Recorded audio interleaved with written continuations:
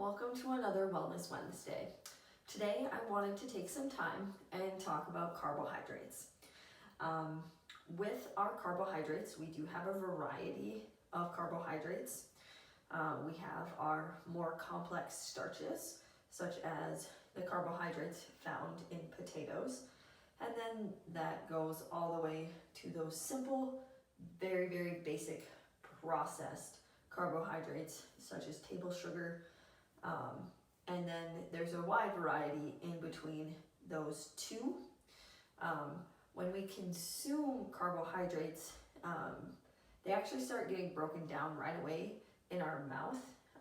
If you think about having like a piece of bread or a cracker, the more simple that sugar is, the more it breaks down in your mouth, but you kind of feel it melting a little bit, getting gooey, already just being digested by your saliva. And then as it travels through our stomach and then into our small intestine, those larger carbohydrate chains are broken down into smaller molecules that are able to be transported throughout the body.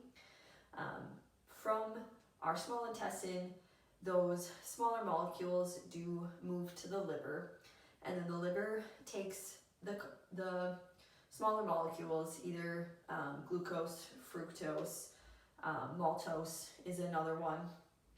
It takes those and it either utilizes them for the energy the liver needs for its functions, and then stores whatever it needs to keep the liver storage as high as the body needs.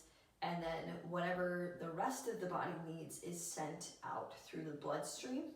And then any excess carbohydrates that the liver believes our body doesn't need gets converted into triglycerides and then is stored as fat in the body.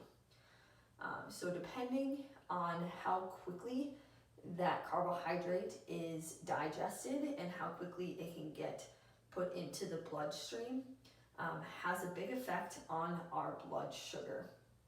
So we want to make sure that we don't spike our blood sugar too much, because then the insulin response to that can be pretty high. And the more often that we do that, we can become insulin resistant.